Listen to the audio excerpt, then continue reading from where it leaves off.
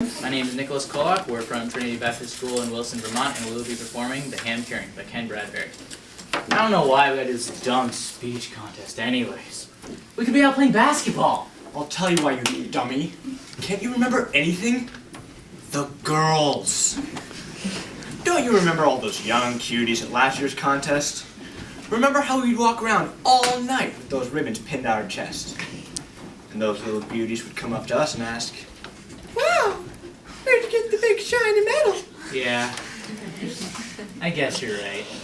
And then you tell them, "Why, this here is the CCC medal.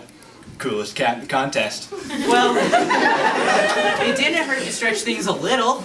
Yeah, a little. Listen, we better get busy. Mr. Gurr said that if we didn't have a speech picked out by today, couldn't even be in the contest. There sure are a lot of speeches around here. Yeah, it's gotta be good this year. Remember Mr. Gurr said the speech contest judges are the pickiest people in the world? Remember that real ugly one we had last year? Oh, yeah. I don't know who got a bigger kick out of it. Her laughing at us or us laughing at her buck teeth and fake eyebrows. Hey, listen. Oh, listen. Why don't we write our own? Do what? Write our own script, you know, from the stuff that happens here around the school. Like Mrs. Peacock. Remember that assembly she made last year in September? The one where she... Yeah, gotta find the microphone. All right, it has been brought to my attention. In other words, some teacher snuck up and told her. Yeah. It's been brought to my attention that certain individuals have been found chewing gum during class. If this continues to be a problem, we ought to exercise more strict forms of discipline. We could do another Huck Finn thing like we did last year. Oh, no, we won't. What's the matter? That was good. Yeah, when you're playing Huck Finn chewing tobacco, you're not really supposed to spit. Oh, yeah. Well, when the contest came, I got all excited. I thought it'd be more real if I really did spit. Well, the lady in the front row thought it was pretty realistic. Boy, she was mad, wasn't she? Yep. Hit her little boy right in between the eyes. Let's keep looking. All right. Here's one. Night of the Trainer by Clyde J. Fish. Whoopee. Nah, listen, it says for 2 men and a narrator. All right. So we cut out the part of the narrator?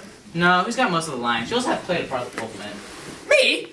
Why is it always me who has to do all the work? What are you complaining about? You don't have to memorize any lines. Just do what the narrator says. This fits us perfectly. I read, you move. I've got the brains, you've got the rhythm. Thanks. Okay, the scene is in a cabin, way back in the North Woods. You're spending the weekend there, by yourself. The cabin is furnished with a bed, up center, and 2 doors, located at the left and at the right. Okay, you play the part of both men and put on the sound effects. Okay. While sleeping one night in my secluded forest cabin, the wind howling its mournful song,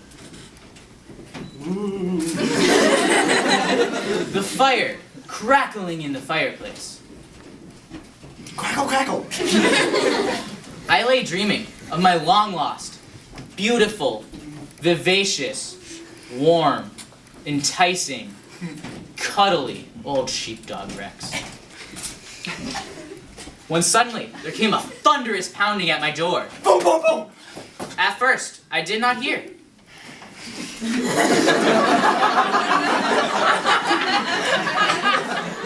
Again the knock came. Boom, boom, boom. Only this time, at my back door. Boom, boom, boom. It awoke me with a start and sent a chill down my spine. Again the knock came. Boom, boom, boom. I said, "Who's there?" Who's there? But my terror-stricken throat responded with only a whisper. Who's there? I dashed for my gun. It was a huge, antique muzzleloader. And I crouched behind my bed. The door creaked open, slowly. And there, to my terror, stood, and muscular, ferocious, bloodthirsty, dog trainer. The dog trainer lurched towards me, Slowly. I cocked my gun and shot. Bang! But the gun failed to fire. Click. I fired again. Click. This time it fired. Bang! The dog trainer stood wide-eyed as my bullet came roaring towards him. But I had missed. It was my last shot. The gun was empty. As the dog trainer viewed my helpless condition, a smile curled his evil lip.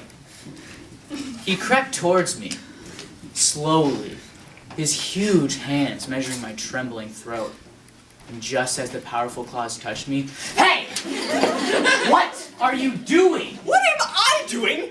Where did you learn to read? Listen, I don't care how many girls are in the contest. I'm not working with you. You're crazy. Yeah, well, you're stupid. You're ignorant. You dummy. You donkey.